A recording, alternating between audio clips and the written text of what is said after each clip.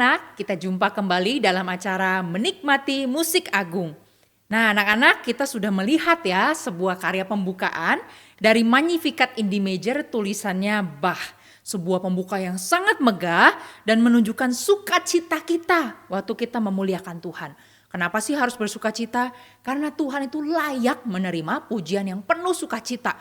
Kan gak mungkin ya kita memuji Tuhan dengan muka yang sembab, dengan muka yang suntuk. Tidak. Kebanyakan kita memuji Tuhan dengan wajah yang sukacita, dengan hati yang penuh, dengan rasa syukur kepada Tuhan, dengan sukacita, dengan megah.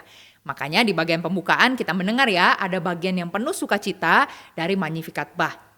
Nah, anak-anak sekalian, selain bagian pembuka, masih ada 11 bagian lain atau 11 movement katanya ya. 11 movement lagi karena totalnya semua ada 12. Hari ini kita akan melihat movement ketiga dan keempat atau bagian 3 dan 4. Nah, anak-anak sekalian, lagu yang ketiga itu berjudul Quia Respexit. Hah? Apa sih? Kok bingung ya kata-katanya? Iya, karena memang di dalam bahasa Latin. Nah, apa sih kata-kata Quia Respexit? Ibu akan bacakan dalam bahasa Indonesia ya. Kata-katanya adalah sebab ia telah memperhatikan kerendahan hambanya. Nah, ini adalah bagian dari nyanyian pujian Maria. Jadi setelah Maria mengatakan jiwaku memuji Tuhan karena dia memperhatikanku. Lalu yang ketiga itu adalah sebab ia telah memperhatikan kerendahan hambanya. Maria melanjutkan pujiannya dengan menceritakan kembali atau mendeskripsikan apa yang telah Allah perbuat. Sehingga Allah itu atau Tuhan itu layak menerima pujian yang megah. Nah, anak-anak sekalian, kadang-kadang kita tuh diajar memuji Tuhan. Tapi kita agak bingung, memuji karena apa? Pokoknya muji Tuhan deh. Mujinya karena apa? Ya pokoknya Tuhan layak dipuji. Nah, tapi anak-anak sekalian, Alkitab tidak pernah mengajar kita demikian. Puji Tuhan kenapa? Pokoknya puji, kamu kan manusia harus puji Tuhan. Enggak, Alkitab itu punya budaya menceritakan kembali. Atau punya budaya mendeskripsikan. Kenapa sih Tuhan tuh layak dipuji? Cerita dulu tentang perbuatan Allah. Anak-anak sekalian, tradisi cerita bercerita ini sangat kental di dalam Yahudi. Orang-orang Yahudi itu sampai sekarang ya sudah ribuan tahun bangsa itu mereka masih sangat kental di dalam kebudayaannya. Banyak kebudayaan-kebudayaan di dunia ini sudah tidak kental. Banyak sekali orang-orang yang tadinya misalnya keturunan A gitu ya, dari suku A. Tapi begitu punya anak-anak yang banyak, dia itu jarang menceritakan jadi anak-anaknya itu kurang mengerti. Misalnya gak bisa lagi berbahasa aslinya. Atau misalnya anak-anaknya sudah gak tahu lagi gimana sih cerita nenek moyangnya. Banyak kan dari kita mungkin seperti itu. Tapi orang-orang Yahudi itu tidak. Mereka itu sangat kental dalam keyahudiannya. Mereka itu tahu betul ya cerita-cerita dulu, tahu betul tentang nenek moyang mereka. Kenapa? Karena ada tradisi menceritakan. Di dalam Alkitab, Tuhan memang memerintahkan kepada Israel untuk selalu menceritakan ulang. Cerita terus tentang apa? Tentang perbuatan-perbuatan Allah, tentang pekerjaan Tuhan terhadap Israel. Anak-anak sekalian, waktu Tuhan membebaskan Israel dari Mesir, ini adalah peristiwa yang Tuhan ingin diceritakan turun-temurun contohnya ya. Jadi anak-anak Israel semuanya itu pasti tahu cerita tentang bagaimana Tuhan membebaskan bangsa Israel dari Mesir. Jadi cerita apa? Cerita laut terbelah gitu ya. Lalu cerita ada tulah, Tuhan membunuh mati semua anak sulung orang Mesir, tapi orang Israel tidak. Lalu ada air sungai Nil jadi darah ya. Itu semua diceritakan terus menerus. Bahkan di dalam acara-acara mereka, tradisi mereka, misalnya seperti acara Paskah. Tradisi Paskah kan mereka biasanya ada perjamuan, ada makan-makan. Nah, di dalam perjamuan itu selalu ada tradisi anak paling kecil, yang paling bungsu ya, dia akan selalu bertanya, "Papa, kenapa sih kita melakukan ritual ini? Kenapa sih kita melakukan Paskah?" Nah, nanti papahnya itu akan menceritakan ulang semuanya. "Anak-anak, kamu tahu dulu Tuhan menciptakan langit dan bumi. Tuhan juga menciptakan manusia. Tetapi Israel itu berdosa kepada Tuhan. Lalu Tuhan menghukum mereka. Mereka dibuang ke Mesir." Misalnya gitu ya. Lalu papanya tuh menceritakan terus. Tetapi Tuhan mendengar jeritan orang-orang Israel. Tuhan memperhatikan Israel. Maka Tuhan mengirim Musa untuk membebaskan Israel. Tahu gak bagaimana cara Tuhan membebaskan Israel? Dengan membelah Laut Merah, dengan mujizat-mujizat yang besar. Nenek moyang kita makan makanan dari sorga. Ada roti yang turun dari sorga. Jadi anak-anak sekalian, menceritakan itu adalah tradisi yang sangat lekat sekali dengan Israel. Dan hal ini sering kali diulangi di dalam Alkitab. Biasanya tokoh-tokoh Alkitab kalau berdoa, mereka itu akan menceritakan ulang perbuatan Allah. Jadi waktu mereka berdoa, coba kalian baca ya, misalnya doanya Paulus, atau doanya Abraham, atau doanya yang lain-lain ya, tokoh-tokoh Alkitab. Mereka itu jarang sekali berdoa, Tuhan terima kasih ya sudah tolong kami, tapi sekarang kami tuh perlu makan, Tuhan minta makan. Gak ada. Jarang sekali mereka berdoa seperti itu. Sangat sering sekali, hampir semua ya, mereka itu berdoa cerita dulu tentang Tuhan. Tuhan kami bersyukur, karena Engkau adalah Allah yang menciptakan langit dan bumi. Allah yang menciptakan kami, Allah yang memimpin kami, Allah yang memelihara kami dengan tangan-Mu yang besar, dengan tiang awan, dengan tiang api, Allah yang memperhatikan Israel. Biasanya doanya begitu, jadi panjang ya. Ada ceritanya dulu tentang perbuatan Allah, baru nanti permintaan. Permintaannya di ujung doang biasanya. Mintanya apa? Nanti misalnya ya, bisa minta Tuhan sertailah kami. Seperti Tuhan telah menyertai bangsa Israel sedemikian rupa. Jadi cerita dulu tentang bagaimana Tuhan memelihara bangsa Israel, baru dia minta tolong sertai kami. Nah seperti inilah tradisi yang ada di dalam Alkitab. Demikian juga dengan puji-pujian. Jadi waktu Maria memuji Tuhan, Maria itu gak cuma bilang, terpujilah Tuhan, jiwaku memuliakan Tuhan, jiwaku memuliakan Tuhan. Gak cuma gitu. Maria itu mengatakan jiwaku memuliakan Tuhan sebab, jadi ada ceritanya. Kenapa? Karena yang pertama dia katakan, karena Allah memperhatikan kerendahanku katanya. Sebab Allah memperhatikan kerendahan hambanya kata Maria. Anak-anak sekalian, kenapa ya Tuhan memperhatikan kerendahan hambanya? Maksudnya siapa sih kerendahan hambanya? Kadang-kadang orang berpikir, oh iya karena Maria kan orang yang rendah. Maria itu kan masih muda. Zaman itu ya, orang-orang yang masih muda itu orang-orang yang gak dianggap. Orang-orang yang terhormat siapa? Orang-orang yang sudah tua ya, sudah sepuh, laki-laki. Tapi kalau perempuan masih muda, masih kecil, ya orang-orang gak perhatikan. Karena apa? Anak kecil, perempuan gitu ya, gak diperhatikan. Jadi Maria bilang, oh terima kasih Tuhan sudah memperhatikan kerendahan hambanya. Karena aku orang yang sangat rendah ini boleh menjadi ibunya Mesias. Benar gak? Ada sedikit benarnya.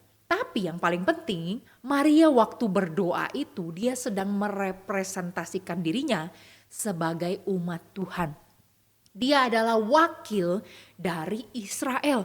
Jadi Maria itu bukan berdoa untuk dirinya sendiri, terima kasih Tuhan karena Tuhan memperhatikan saya. Tidak. Maria tuh berdoa terima kasih karena Tuhan memperhatikan umat Tuhan termasuk saya ya. Jadi semua umat Tuhan, seluruh umat Tuhan diperhatikan oleh Tuhan.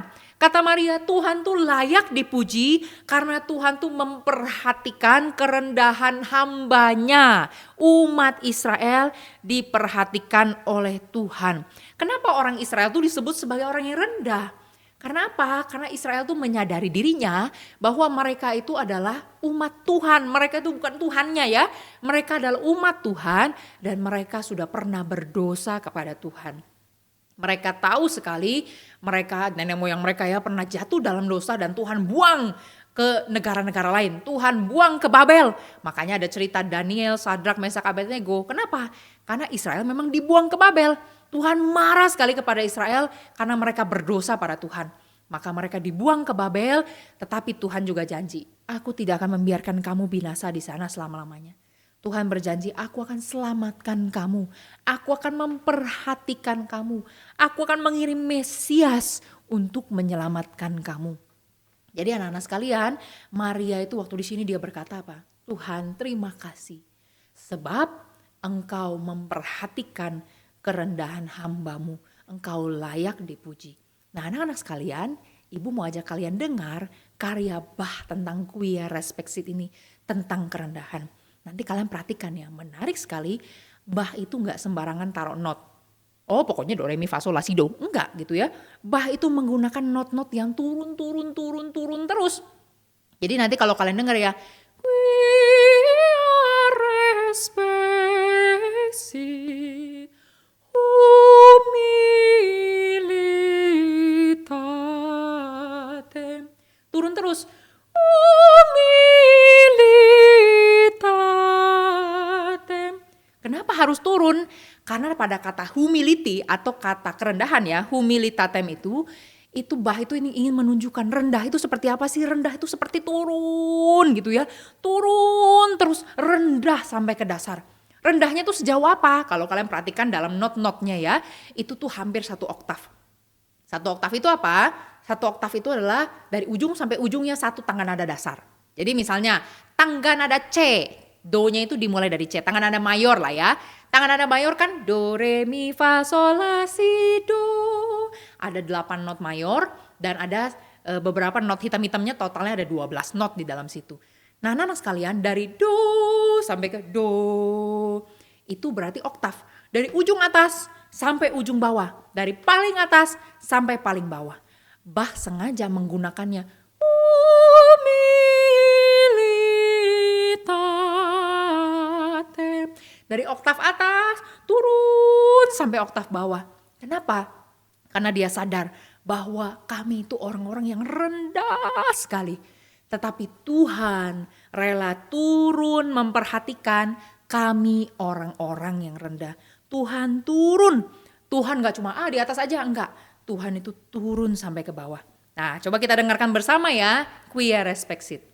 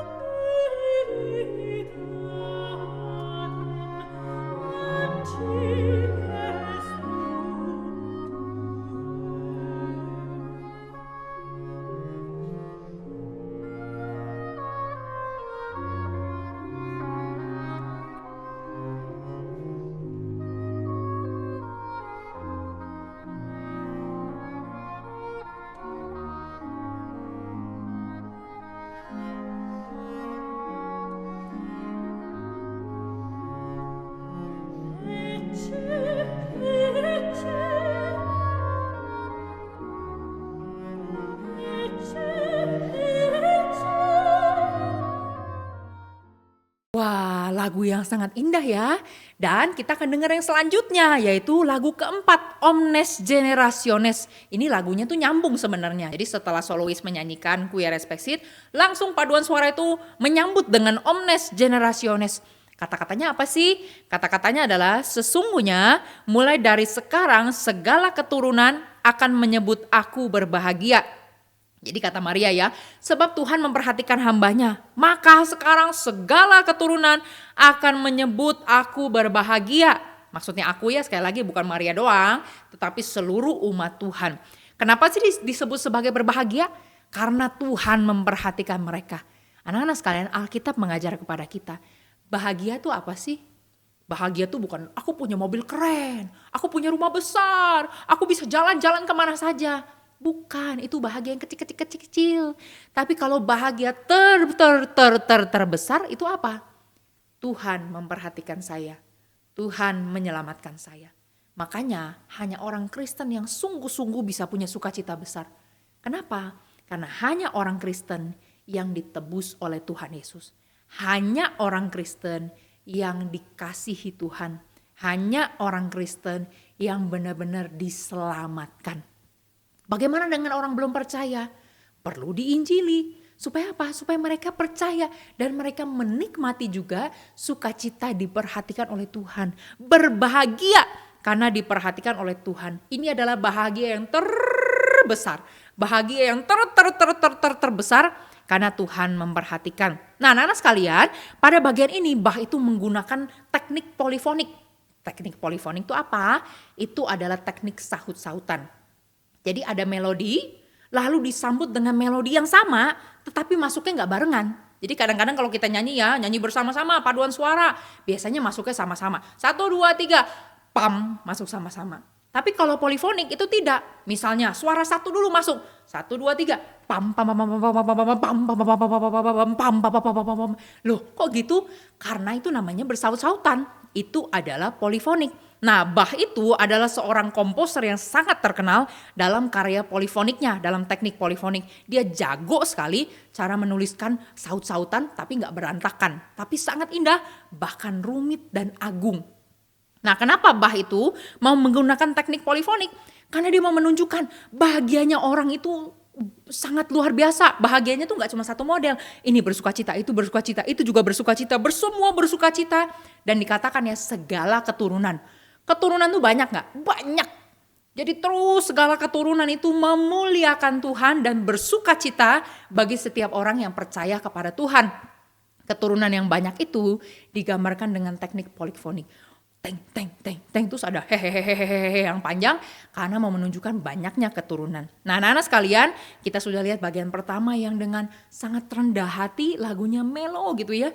Tapi bagian ini disambut dengan sukacita yang besar, dengan kegirangan, dengan kemegahan. Mari kita dengarkan bersama Omnes Generationes.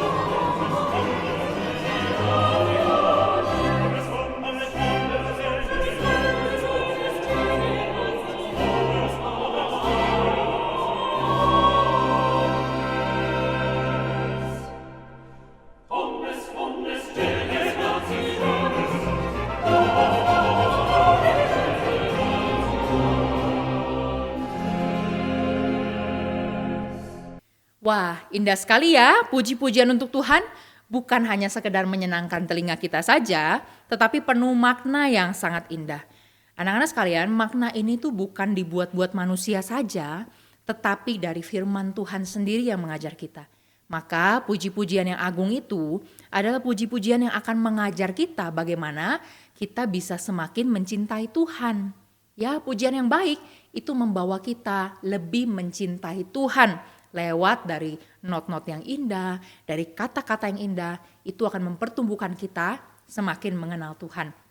Baik, sampai di sini dulu pertemuan kita di episode kali ini. Sampai jumpa di episode selanjutnya. Tuhan memberkati. Dadah.